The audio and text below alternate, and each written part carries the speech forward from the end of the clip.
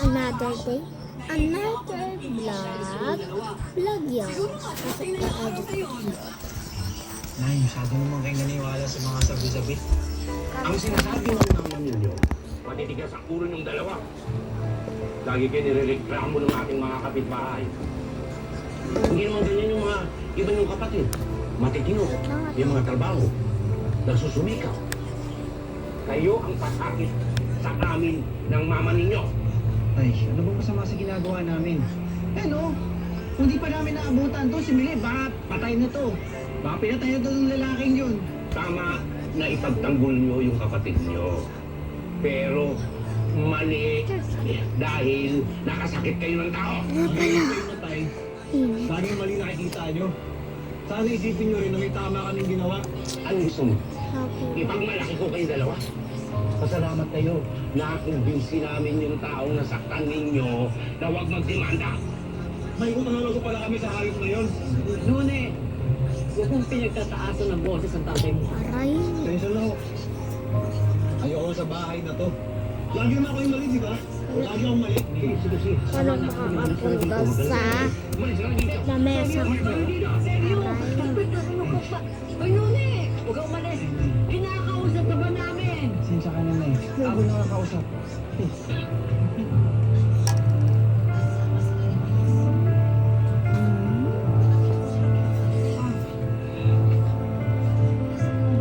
May hawak akong Ice cream. chicken nugget. Ano sakit sa'yo? Ay, hindi pa pala luto.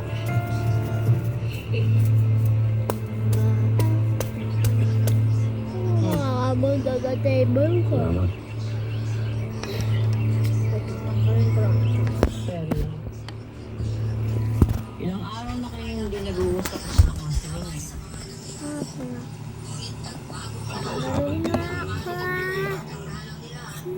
Seryo, yung mga samaan ng loob, hindi mo pinapatigilan. Kahit bilang ang buhay. Tsaka mga anak natin sila. Aray ka ang puso. Napapagod na umunawa. Simuloy na unawaan ko dahil kapansahan na. Bilingan, kailangan mo Paglalaro ng tinta. makapagod ang unawa dahil may sakit. Sabi niyo. May sityo. Ito, Graduan ka na. Kasi grade. Yung mga yun, Aray. walang gamot. Mawawala sa realidad. Kaliko ko. Kaya hindi ko masisising kapitbahay natin kung tawagin sila sa baliw. Hindi. Pero hindi nila alam kung ano tuloy na nangyayari sa kanya. Pero ito si Snowlaces kasi Ba't hindi ko sinaliko? walang kung saan nagkulang sa kanya. ang importante, lagi natin silang bubusugin ng mga kamahal. Balang araw, patanin din yung sa puso nila. Gusto ko nito. Meron ko.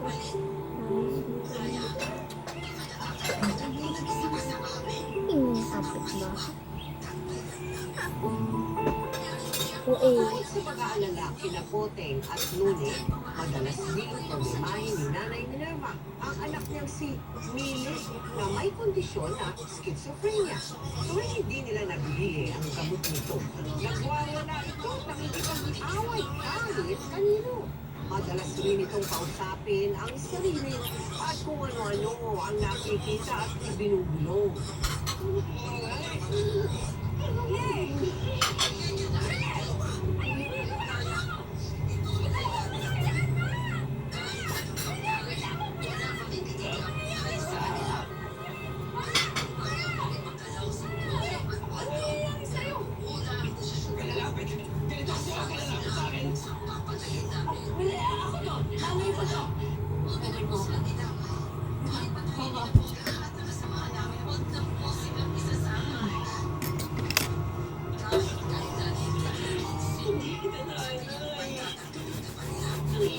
Boto ng sarili.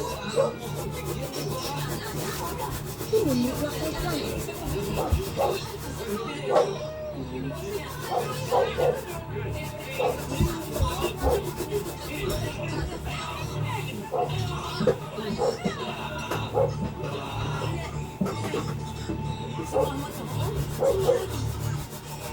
Ito na, laro na.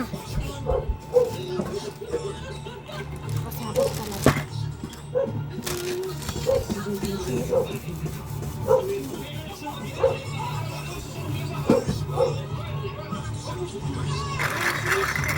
ba't nandito ko?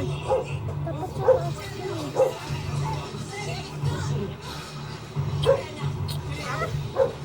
Uy.